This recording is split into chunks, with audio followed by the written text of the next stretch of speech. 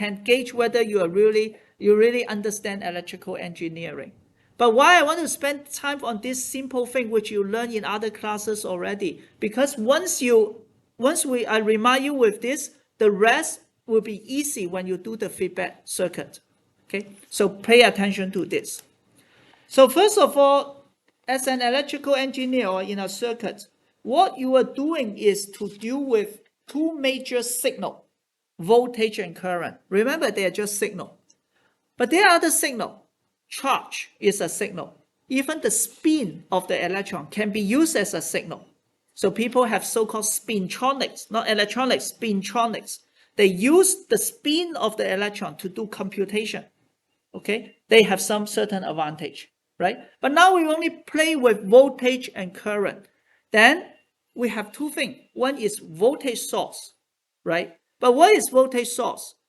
Voltage source, after all, is just that the supplier of the voltage. I give you, it's just a signal. If it's a signal, I give you a voltage, right? Do not think about I try to take energy from someone else. I actually just want to take the information. Of course, information contains energy. You need energy to create information. But think about it. Don't keep thinking about how many volt. The point is, yeah, it is how many volt, but that how many volt is the number you want to get is an information. So the one who takes your voltage is a sensor. You can think in this way. And every circuit, after all, is you supply information of voltage, someone take it, do the processing, and then give out a new answer, a new voltage, and then another stage of the circuit take it and process it. So think it this way, right? And what is an ideal voltage? How am I going to be able to give the information completely correctly to the next stage? Then it becomes something like this. I may have a voltage like this, which has a voltage source, which Vs. But however, the voltage source, again, always has an output impedance. You cannot make it zero, right? Unless it's superconductor. You always have output impedance. And then I try to apply it to a load, right? Although I'm drawing in a resistor, but they can be impedance, right? How about let's do not waste the, make any further ambiguity, just impedance, generalized. Can be capacitor, can be inductor, right? So as I said, this is sensor. Right? Yeah, you're getting energy. You will keep thinking, I want to take energy from the source. But treat it as a sensor. I want to know what voltage you have. And this is the source. So how much voltage do I get as the sensor? What is the voltage across VL? Voltage divider. Very good. ZL. Exactly. Vs in this case. Okay. So, what is a successful transfer of this voltage? A successful and ideal case is this. I want VL equal to Vs. Then I get all your information, right? How can I make this? I can have two possibilities, right? One is I have an ideal voltage source. I don't call it voltage source, I just call it source. I have an ideal source. What is an ideal source in this case? If I want to transfer everything completely to the load, how can I make it ideal? You say impedance matching, ZL equal to ZL. Then what do I get for VL? Only 1/2, right? So impedance matching is the ideal for maximum power transfer, which is good. But now I'm only talking about sensing the voltage. So you say minimize ZS, right? Which means if I'm ideal, it has to be 0. Okay. So this one you know already, but I don't want you to feel confused in the future. When I say ideal voltage source, you better make ZS equal to 0. The output impedance. Okay? What if I'm so unlucky the source is not ideal? What can I do as the sensor?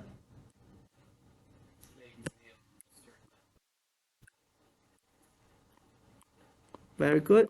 Make CL equals to infinity, right? So my analogy is like the teacher transfer the knowledge to you. If the student doesn't want to study, you need a perfect teacher, still can transfer all the knowledge to you. Like you have zero output impedance. Or the teacher is lousy, you want to get all the knowledge, the student need to work extremely hard, infinite input impedance, right? Then you successfully transfer the knowledge, right? So this is for voltage. How about for current? It will be similar, right? But first we model the current that has a output impedance as ZS, and then is transferred to a load, again CL, and this is IS, and I want to know what is IL.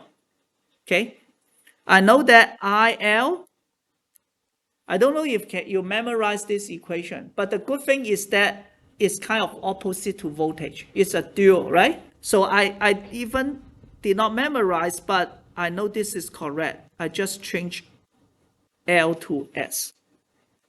If you forgot, just do KCL, KVL. Okay? So what should be the ideal case in this process? What do you want? No current going through. All the current going through IL. It means IL equal to IS, right? Because I'm trying to tell the next generation the current is 1 milliampere. I want them to get 1 milliampere. I don't want some of them goes to my output impedance. How do I achieve that? I need to, yes. Okay, to have an ideal source, I need to have CS equal to infinite, right? So that in this equation, this becomes 1, or from here you see it's infinite, then I don't have current going there. How about for ideal sensor?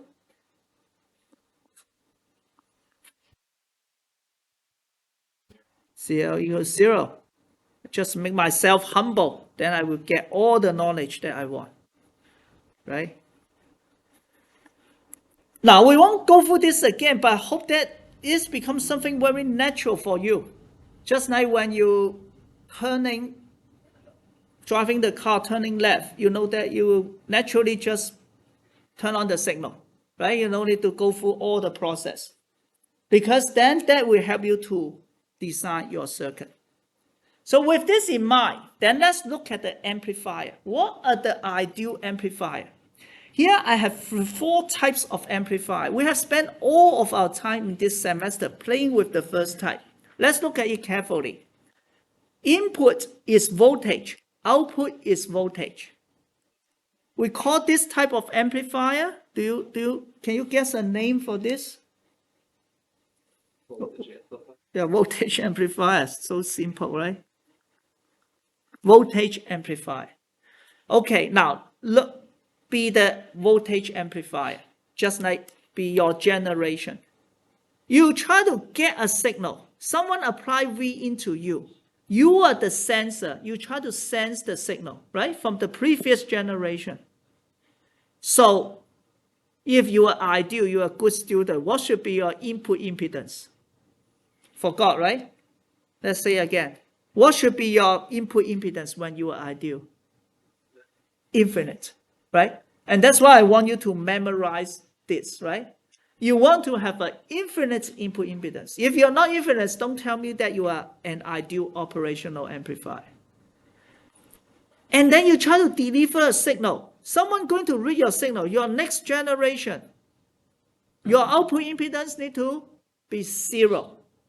Because now you are a voltage. Here, you are the voltage source. Here, you are the voltage sensor. Okay? And that is the voltage amplifier, which has a gain A0 equals to V out divided by V in. And what is the unit of the gain? When you no, right? Unitless. You will say the gain of my amplifier is 5, 10, 100, no unit. Done, okay? Now, however, we can have other type of amplifier. On the top right, what is it sensing? Thank you. It's trying to, it should be unified. Yes, but you're too fast. This is I sensing, right? And what is the output? I already gave you, right? You can be the designer or I gave you. What is the output? It's a voltage source. It try to give out voltage, right? I don't care how you get your knowledge. You get the current, but you are giving the next generation is the voltage. Then you are the voltage source. So in that case, if I'm an ideal amplifier, I'm sensing current, so I want to have zero input impedance, right? Just think about current. When you're zero, you get all the current to you. And then you are the output, you are the voltage source. Again, you want to have zero output impedance. Then you are ideal, right? How would you call this type of amplifier? Or let's look at the gain first. What is the gain? How do you define the gain? Yeah, V out over I in. Output divided by input. My output is voltage, input is current, right? So what is the unit? Ohm, yeah, resistance. And just like what he just said, I will call this Transimpedance Amplifier. Okay, it's impedance. Of course, the gain is impedance, right? The gain is now talking about 1 ohm, 1,000 ohm. Right? It will feel very strange, but it's okay. It's talking about transimpedance amplifier. But why is called trans, by the way? Anyone can tell me? Why I don't just call it impedance amplifier? Because its output versus is a two different terminal, right? Like what we did for transistor. We use the gates to control another terminal, the drain. That's why it's called transistor, right? On the lower left, we have something similar. Here I sense what? Voltage. Right? So I'm learning voltage, we sensing. And what do I output? I'm the current source this time, opposite to what happened before. But that is completely valid. I can claim that I'm a current source, while my input is voltage. I decide how much current to give you based on how much voltage I sense, right? So this is called, what is the gain again? This is going to be I out divided by V in. So naturally, the unit is Siemens, or 1 over ohm, right? So now the gain is 1 millisiemens. And we call this Transconductance Amplifier.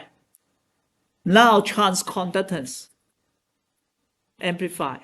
Transistor has transconductance, right? We always use GM, right? So naturally, it is a transconductance amplifier.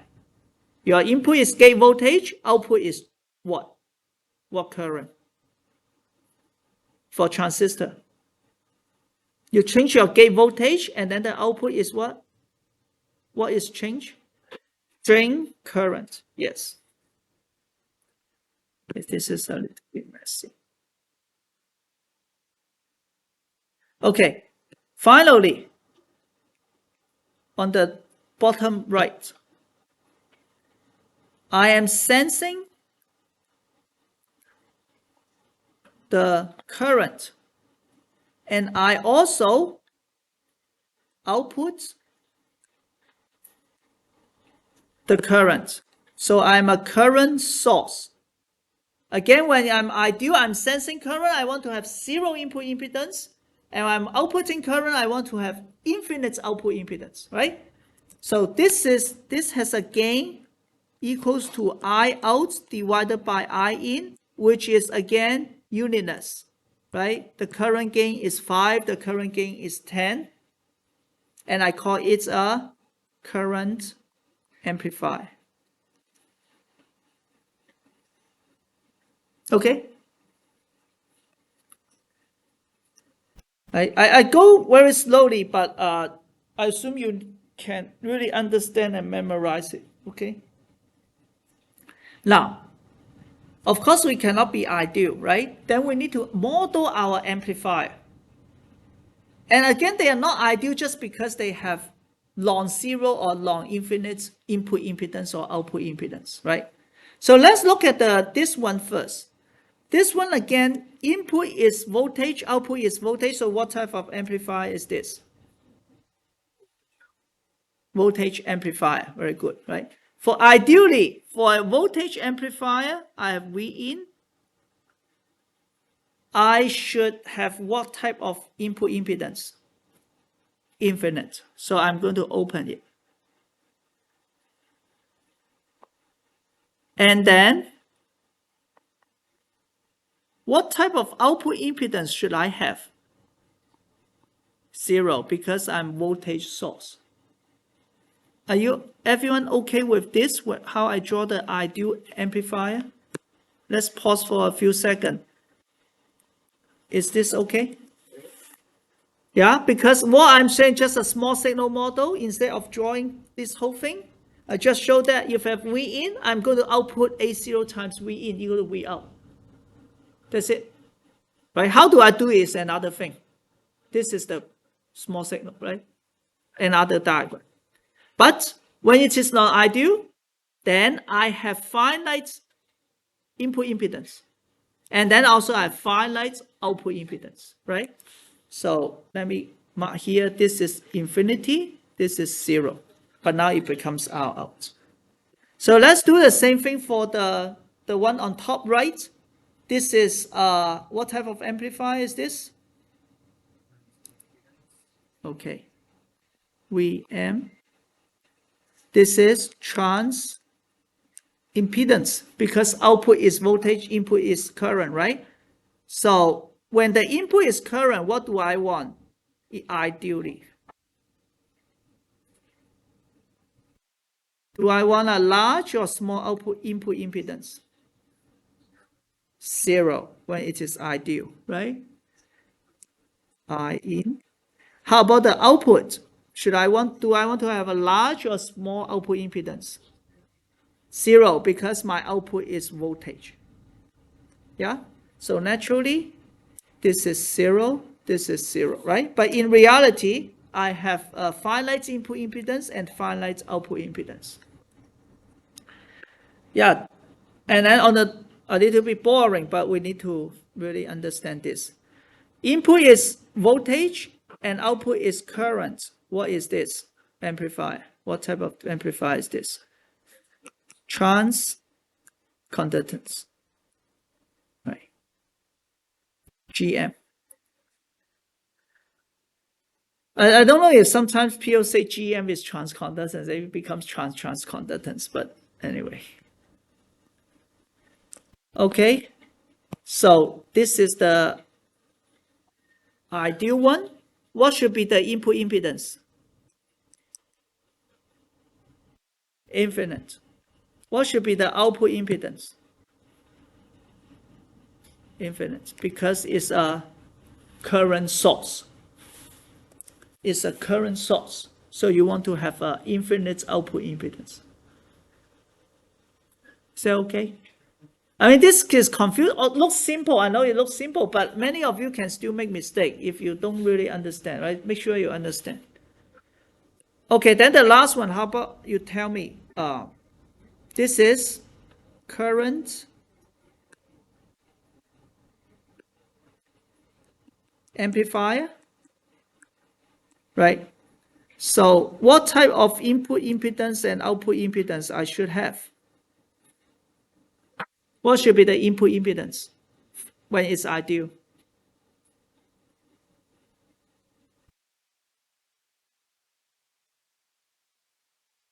Zero, right? Because you're sensing current. What type of impedance it should have when it is ideal? Output impedance?